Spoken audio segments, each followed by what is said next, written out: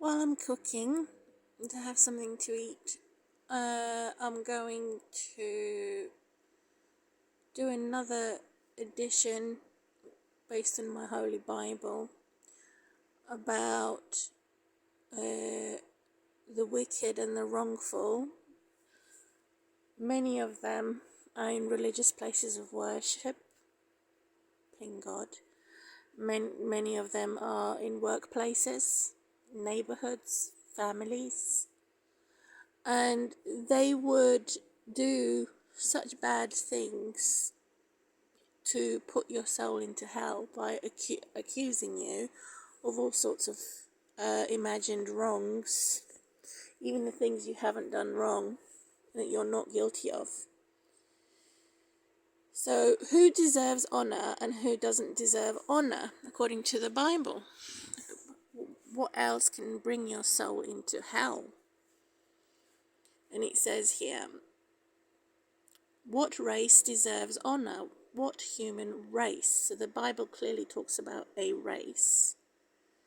So when you have extreme fanaticals or anyone who has an extreme ideology which doesn't balance out a word or a deed, is not to be trusted.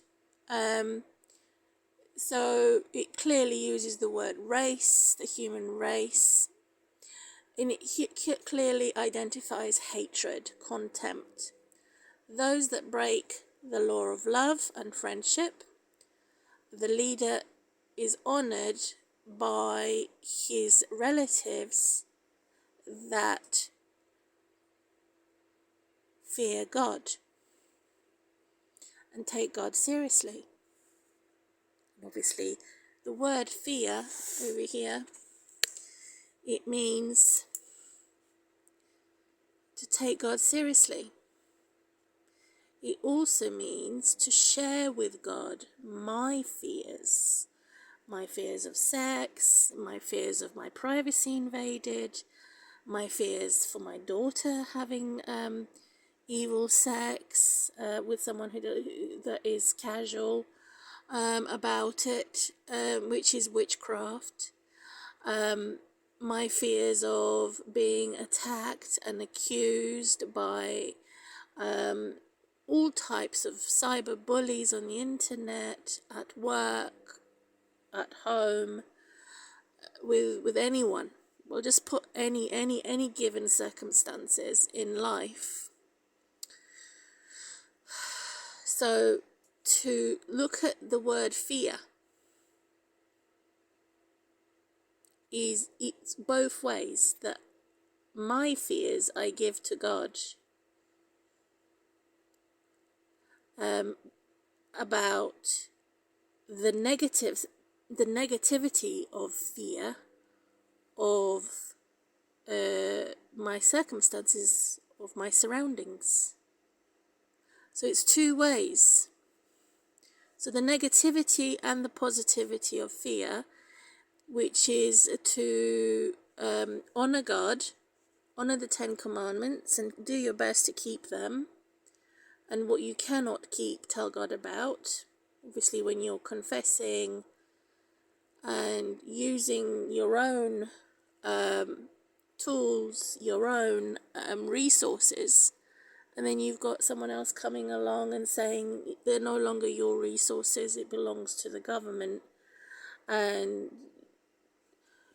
they persecute the poor. And so that's my circumstances. So I would give my fear to God and say, God, this is terrible. This is horrifying. And at the same time, the second aspect of fear is I know that God is to be recognized as the one who is even more dreadful. It's even more dreadful to fall in the hands of God than in the hands of any other creature. So they're the two aspects, positivity and negativity. Then you have the working class, those that don't need to work, they can retire, and those that are in poverty, they cannot find work because of oppression, sickness, or any other reason. And so let them pride themselves on fearing God, so that no one can boast. Who can boast? And yet the wicked and the wrongful are continually boasting about their clothes, about their achievements, and all types of boasts, which is arrogance. It's bad pride. And here is an example of holy pride. It's only to fear God and to know God. So it is not right to despise the one who is poor, but those who are intelligent. It is not good to honor anyone who is a sinner or sinister, sarcastic. Even God can be sarcastic at times through Jesus Christ. And sarcastic means different from sinister. It does. So every word in a dictionary can have the good or the bad in it. But obviously not swearing words and cussing words and condemning words.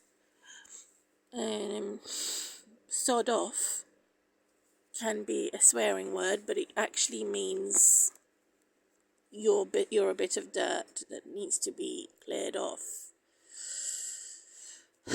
So, sinner. So it's also twofold, sinner.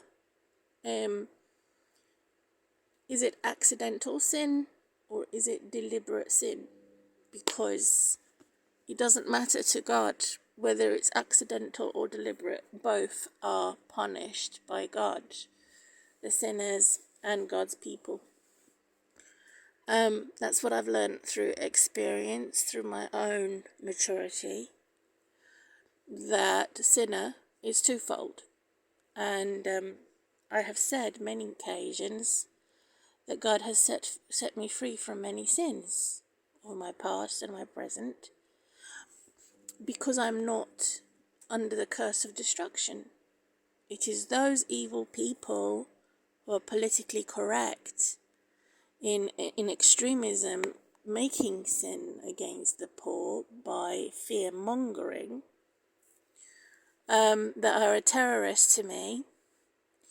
They want me to feel guilt, remorse, regret, and I shouldn't have to more than I already have done.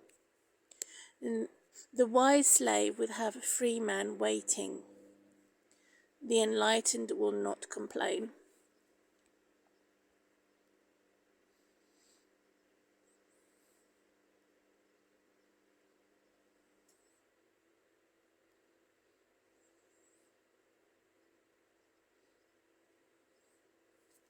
So I am grateful for those that share intellectual or philosophical wisdoms, but I'm even more grateful for free people groups that have realized that complaining is, in fact, the opposite of making a confession. It's unwise. So that's why one is enlightened, because often complaining makes matters worse.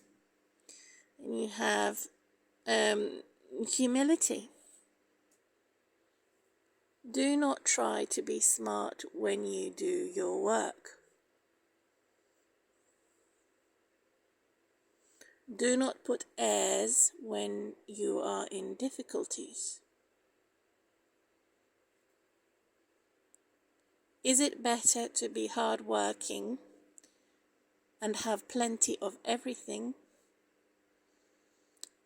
than to be lazy or not do any work and not have a meal. So that's the main aspect of far right extremism, is that they're saying everyone who is unemployed is obviously lazy and should not be eating anything, which is extremely rude and wrong, because God has also supported people who are unable to work. So the fact that they want to do away with state benefits altogether is putting people in hell. I mean, who would need to go to a religious place of worshipping God that would actually put them in hell? No one.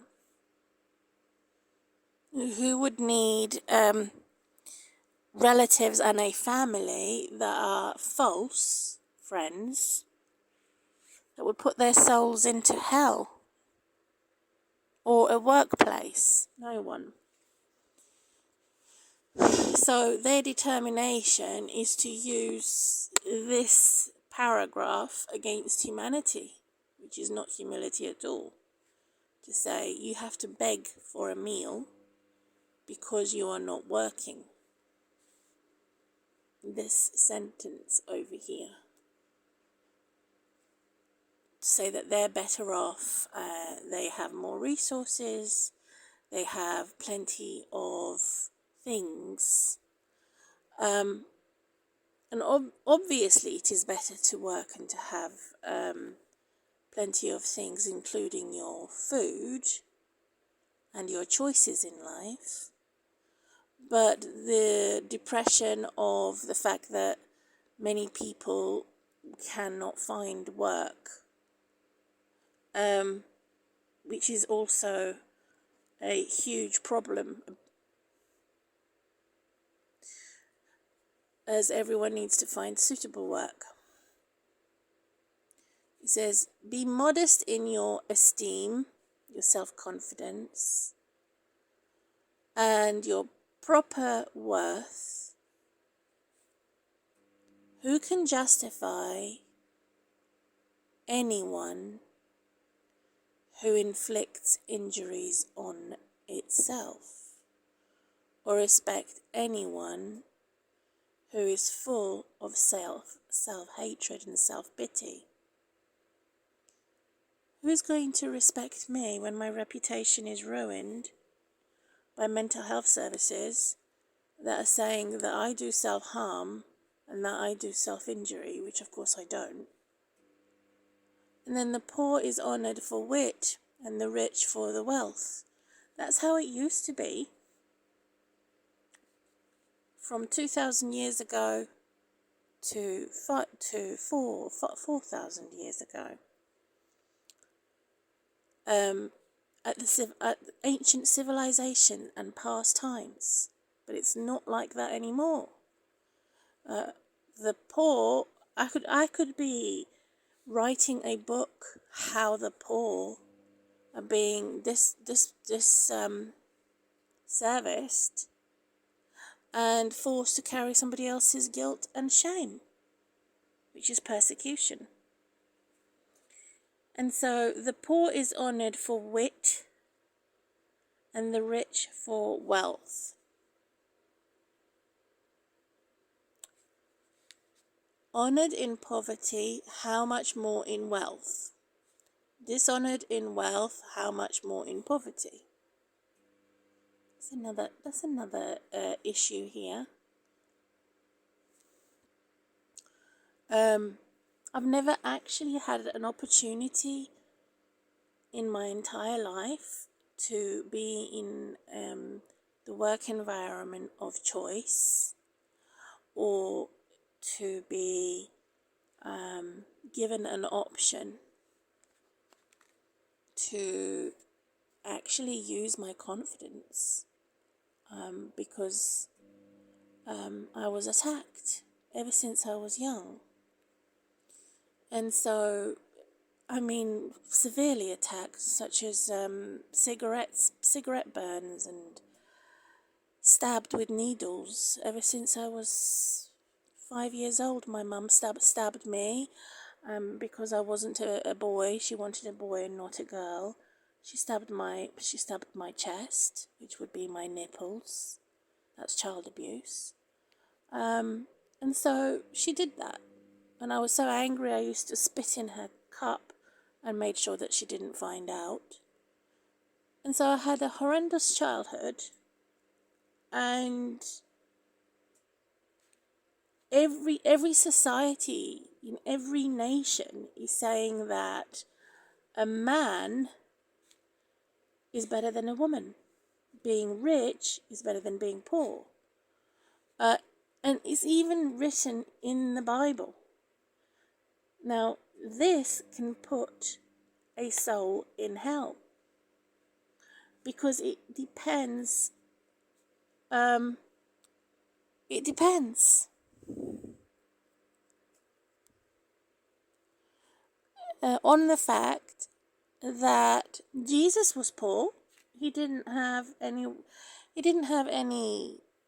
mansion or fancy pillow and fancy beds, or fancy professional presentation.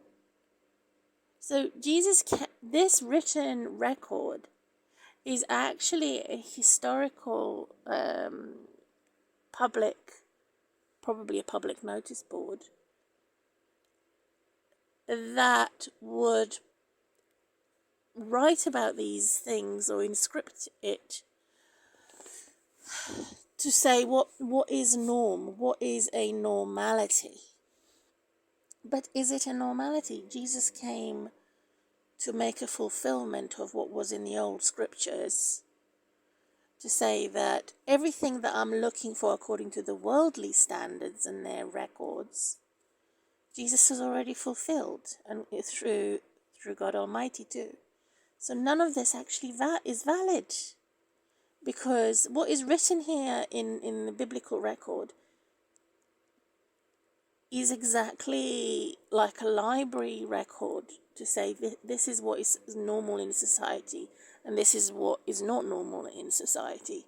So this library record is inscripted in the particular book, in the particular Old Testament, that Jesus has said you don't have to worry about these things anymore, because wherever I am, no hell on earth can block you from my mercy, from my strength, and from my liberty that I give you, no matter what they attempt to take away and accuse you of.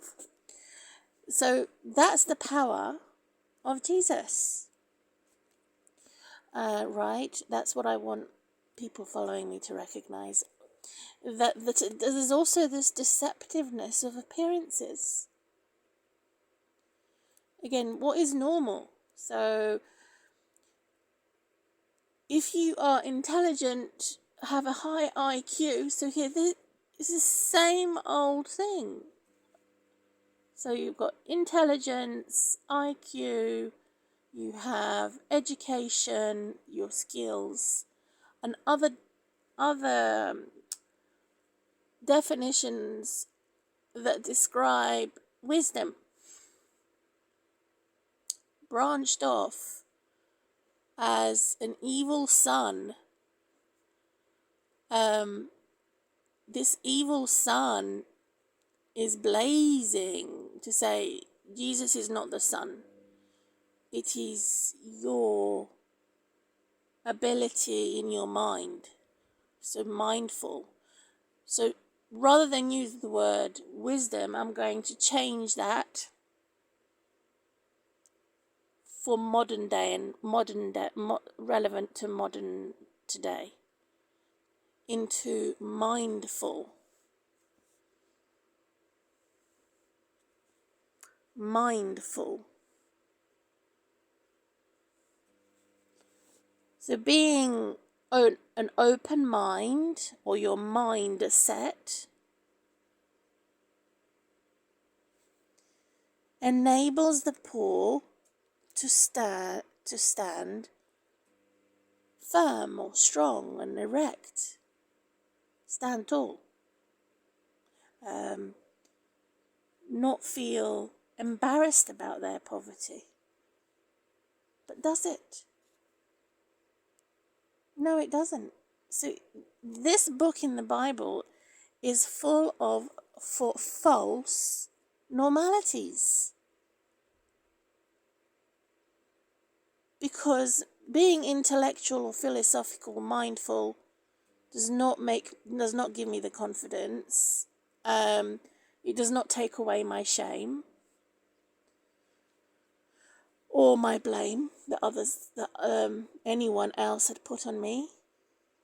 So where Jesus, on the other hand, the other way around, through a relationship with God, will enable the poor to have that confidence, strength, to be erect, to be stood up straight, to have a straight posture. And it gives the poor a place with the great. But it doesn't. Because they use politics to separate us.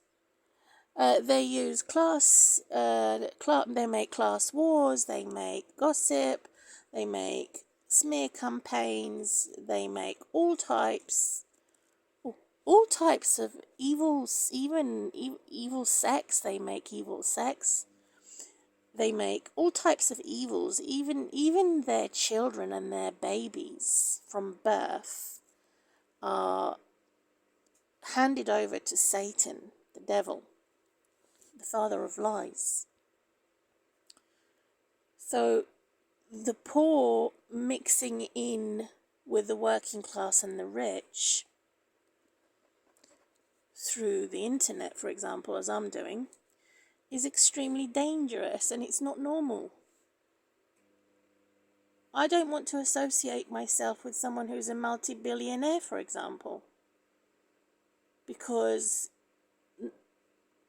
more than half of percent is that individual would probably want to harm me, not help me. So again, this is a false normality. And it's evident today. It's actually been activated through the internet, through our working place, through our religious places of worship, through our families and friends, communities, societies, to normalize something that is obviously not normal. And here's evidence of it. False normality. It says, do not praise anyone for good looks. Dislike anyone for mere appearance. But you must not dislike anyone for mere appearance, and yet they've normalized that, which is very dangerous. Simply because someone has a hook on the nose, or a lump on the nose, or a spot on the nose, or whatever, as in my case, they would instinctively, or use their so-called stupid instincts to treat me like an animal, when in fact they're the ones behaving as an animal, for disliking someone without actually getting to know them. You should not judge someone like by their appearances, and yet they have normalized that. Small among all the wind creatures. What are wind creatures? All wind creatures as the bee. So they have normalized the fact that NATO, for example, is using this pentagon symbol, which is stolen from the Star of David and the Jews. And yet, at the same time, NATO has, through the far left extremism, accepted many fascists and or I don't even want to say the word. I'll write it down. So isn't that theft? And yet it is normal to say that the beehive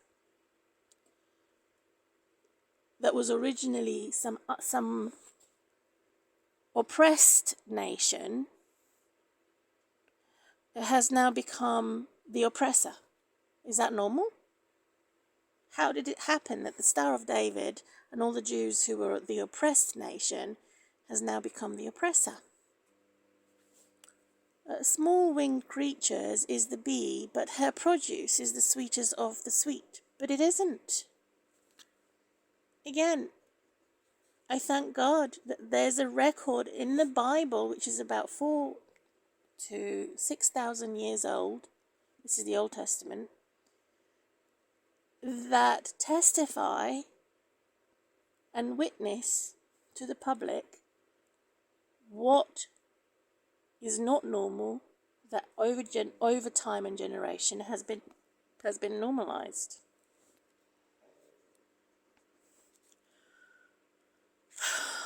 Dear.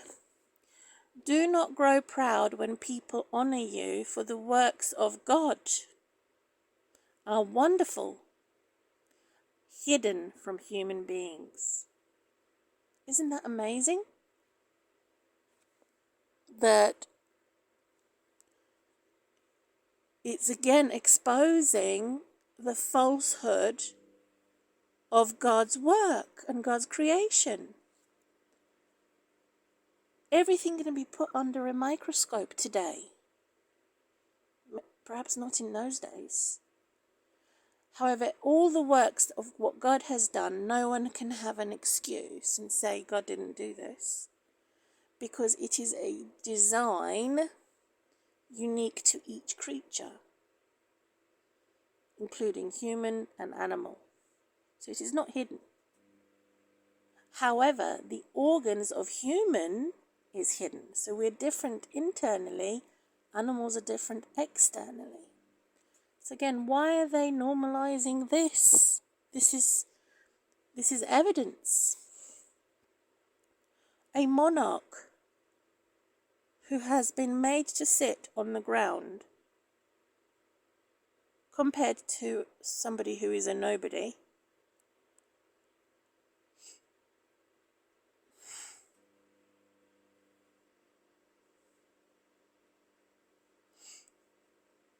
many influential populists or authorities have been utterly disgraced and had their crowns knocked off their heads.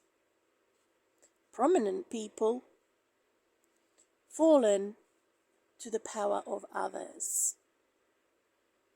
But again, we see that this opinion inscripted in here is a false norm. So I'm looking, whoever's joined me just now, it's false normality. It's extremely dangerous. Because in everyday today life, this is not normal. Because what is normal is that it's the other way around. The most powerful people, the most legally protected, as I have said, are the sociopaths and the psychopaths. They're never disgraced, they're never punished for their crimes, and if they are, it means nothing.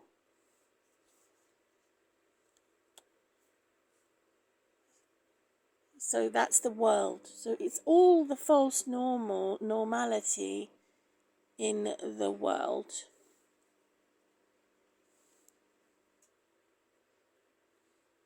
So it's not reflecting, this is all reflecting hell.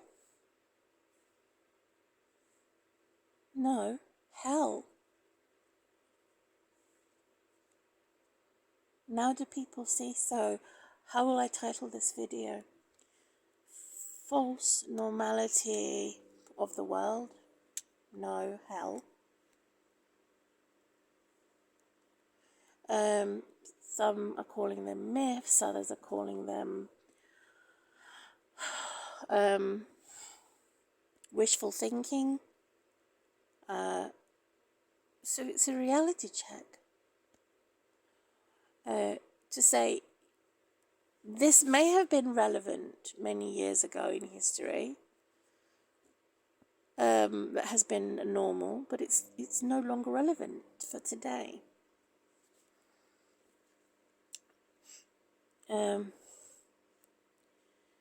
Deliberation, to think about something, to reflect on something.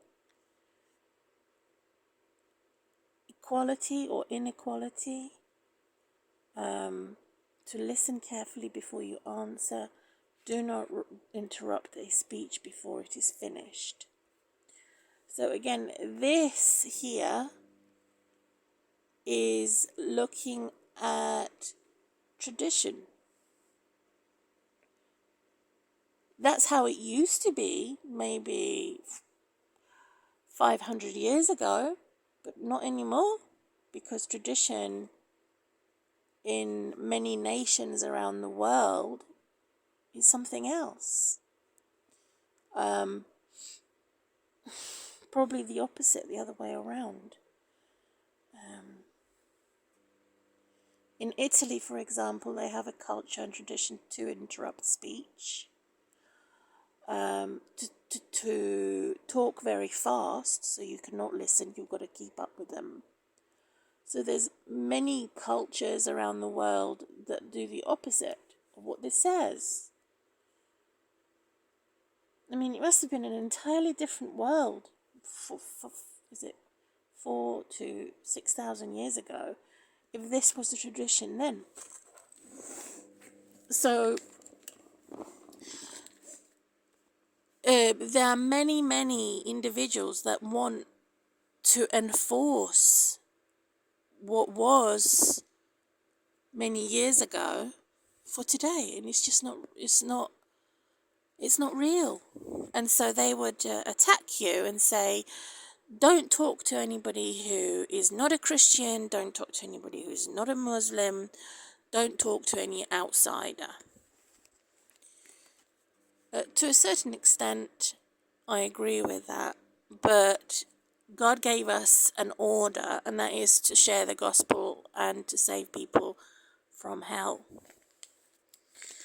So here we go. I have, do not take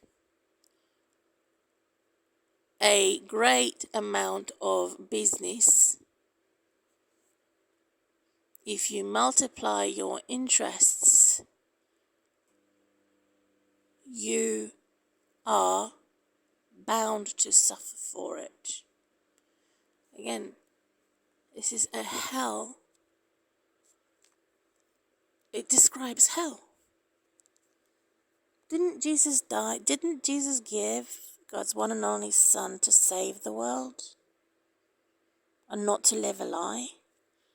Because in fact, the more counselors you have, the more likely you're going to find the truth. The more interests you have, the more diversity in your education. So of course, yes, Jesus did die to save the world.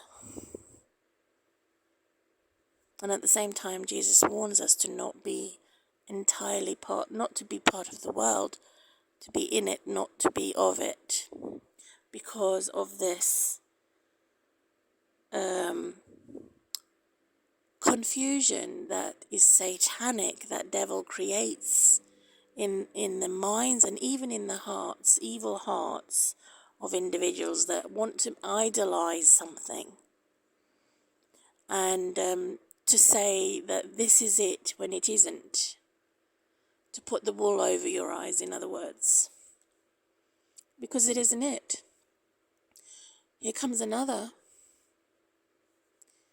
Hurry as at your feet as fast as you can, but you never arrive to a destination. nor will you escape by running away. Some people work very hard at top speed, only to find themselves falling further behind. And that's another lie. The harder you work, the more effective and efficient you become. It's like practice makes perfect. But I won't use the word perfect, I'll just say quality. So the harder you work, the more quality you make. Because it's being practiced. And that repetitiveness of whatever you're doing is going to produce speed. So the more you practice, the more you repeat, the more there is speed. The more you practice, the more you repeat, the more there is speed.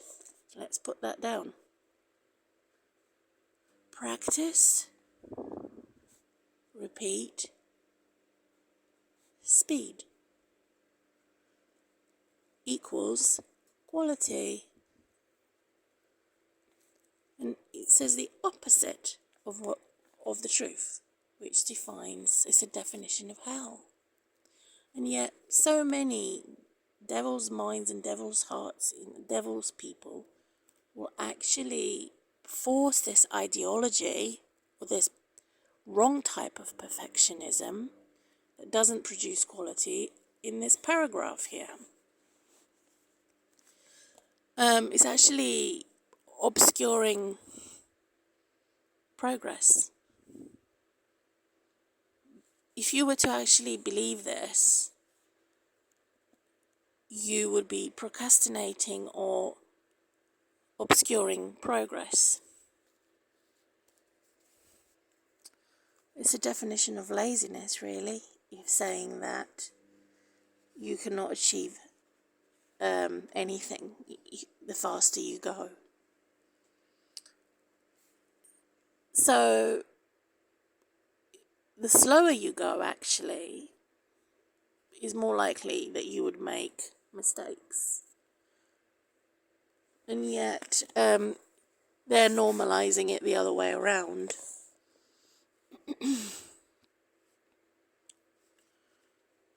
When I'm lethargic or in pain, I do things slowly so that I don't make mistakes. But that's normal. But not when you're well. When you're well, you don't have to do things slowly. A slow kind of person needing help, poor in possession and rich in poverty. So what are they doing here? Poems? So this is a definition of sickness here. But you cannot say that poverty makes somebody rich. There's another lie. Wisdom and intelligence to the truth makes you rich. It's a different type of richness. Being educated is also another type of richness. The wretched condition of someone who is sick enables that individual to hold his head high. No, it doesn't. I don't go nursing my wounds, saying I want to be sick forever. I mean, I do take care of my wounds, but I'm not wishing that being sick forever.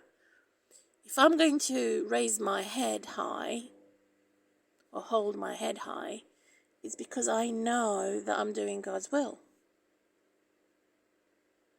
Causing great astonishment for people around this sick individual who is enabled to hold his head high through, in other words, confidence.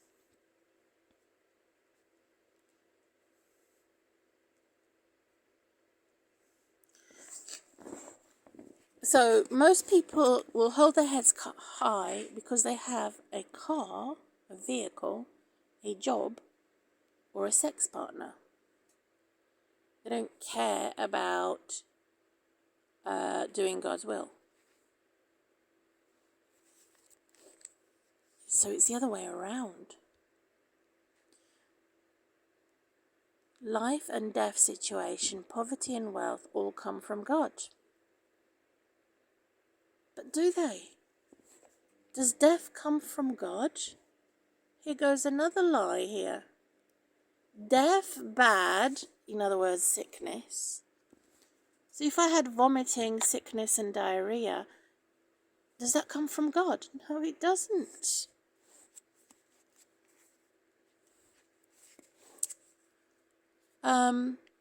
Others grow rich by pinching and scraping. That means going without. The reward that they will receive from God for that.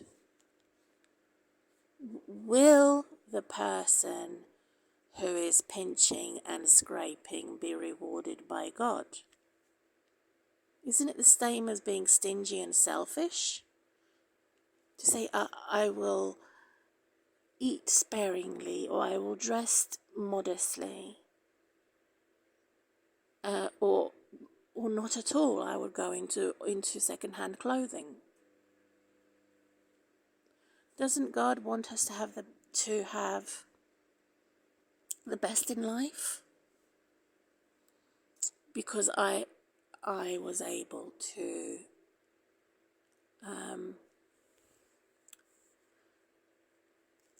receive a gift, for example.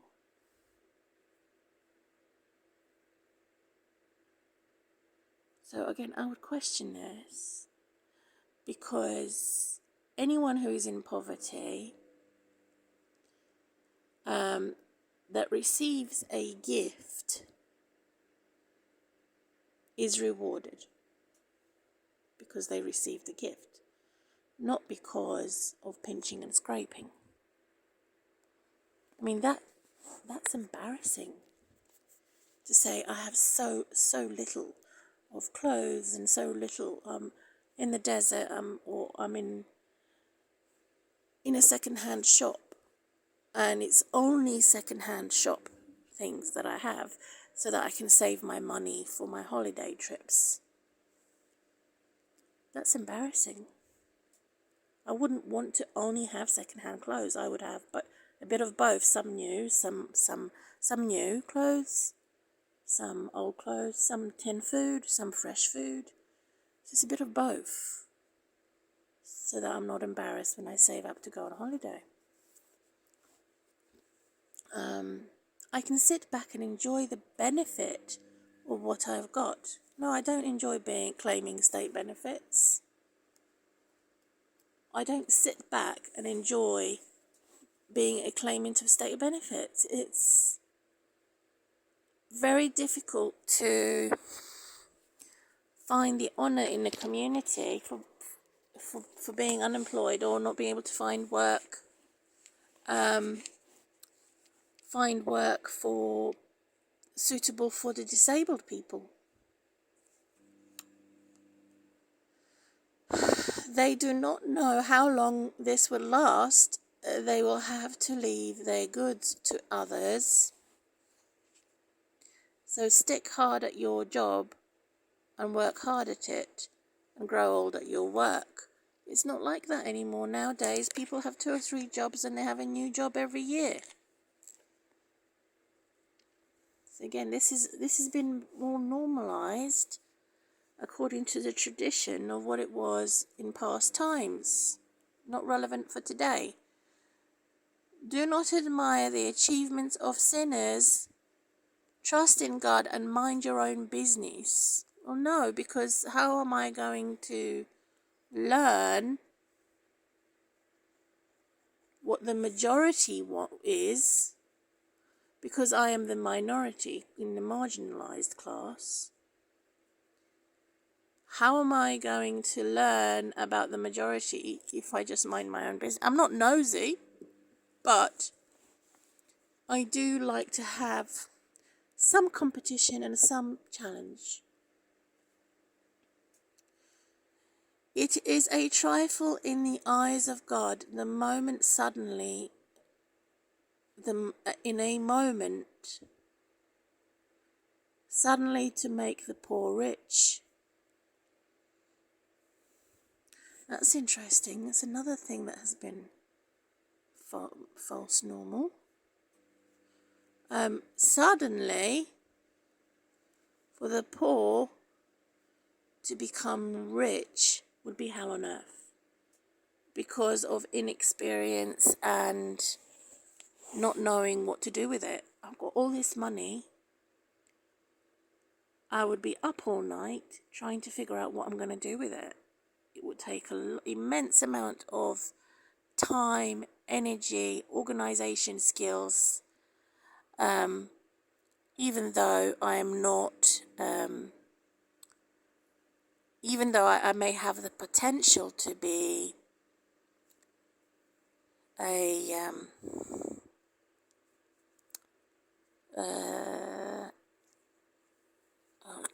cannot remember the name of it now, what they call it.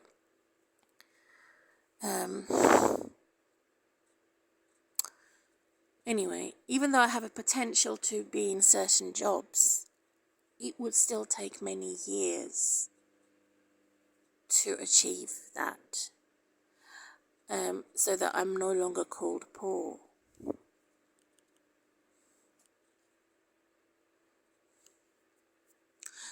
So, ladies and gentlemen, the word that was on my mind, and my cooking's just finished.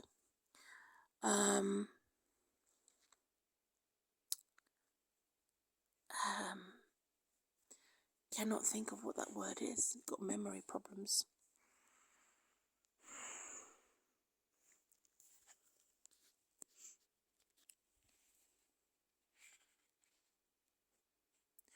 Do not say, what are my needs?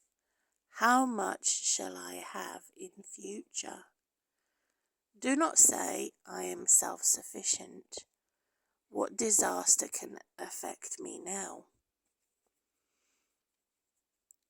So do not plan for anything, and yet the Bible says, if you're going to win the battle, you have to be like a soldier. If you're going to build a house, you have to have a plan.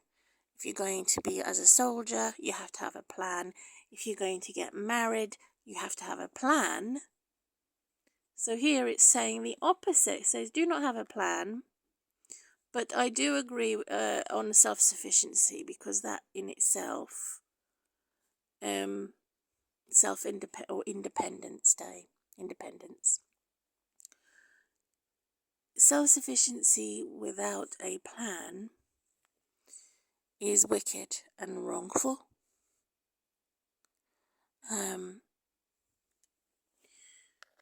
But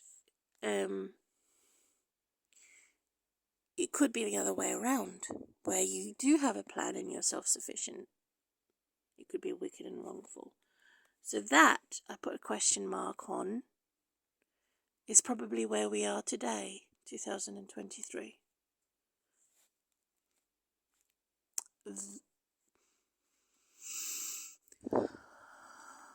That it is relevant for today because of the education system and what it is equipping people, making a what's it called, a CV, to find a job. So to have a CV, in other words, to find a job without a plan is useless. I agree with that. However, the disaster can happen whether you are independent or not dependent, either way. That's the normal compared to the false normal. Prosperous time, disasters are forgotten. Times of disasters are not to be remembered anymore. Only prosperity is remembered. Sickness is not remembered. That again is a false normal. After COVID pandemic, everyone is so psychologically wounded and bruised They remember the COVID pandemic and somebody's death or misfortune a lot more than somebody's celebration and go merry and be in a joyous party. So COVID has happened, I'd say 2019, 20, 21 and 22. COVID-19 has left its marker on people through the pandemic, the cost of living crisis. So we have like a famine in comparison, a famine, plagues. So in those days we would call it a famine and a plague. Famine and a plague. So that is remembered more compared to pleasures and prosperities. According to normal people, I don't know about abnormal people. And so there you have a comparison also in Galatians of Saint Paul on slavery. Do not jeer anyone who is in rags, in other words, second-hand clothes, or anyone who's in trouble, and yet they do it. The normal thing is that they do anyway. What planet are you on? So the reality check is the poor people have added insults to their injuries, who are in second-hand clothes, in rags, who haven't been to the hairdressers, they're using their own oils, and so they're being insulted. The insult is added to injury. What planet are you on? None of this is relevant. So it is the book of Acts being exemplified. Does it enable many people to be humbled because of suffering or because of prosperity? Who is likely to be humbled? Those who are suffering or those who are in prosperity?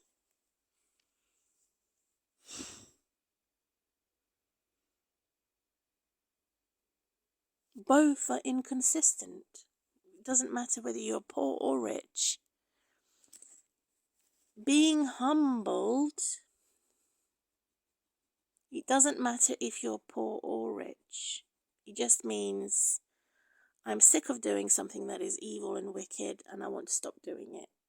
For example, I'm sick of using slanderous language and I will use a different word, such as Jesus is King, instead of using slanderous language. So that's how is the example of me saying I'm sick and tired of doing something that is wrong and wicked.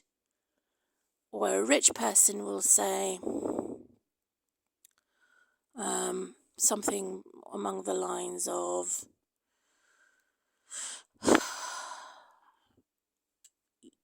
this situation is no longer helpful. It's harmful. So reading adopted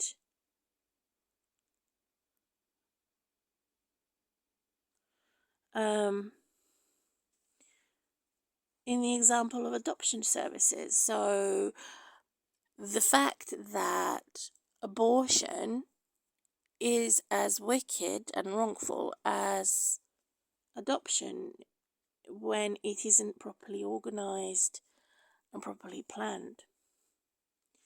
And in many horror stories of children being adopted, by appearances, it can come across as reflective,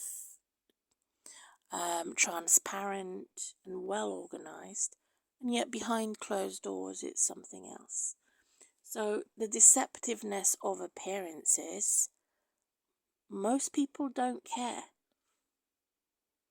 Most people in the majority have normalized deceptiveness, have normalized seductiveness. They don't care about lies and falsehood. So what was relevant in those days is not relevant for today. So both the book of Acts and this book, that I'm not going to reveal which book it is, because I don't have to.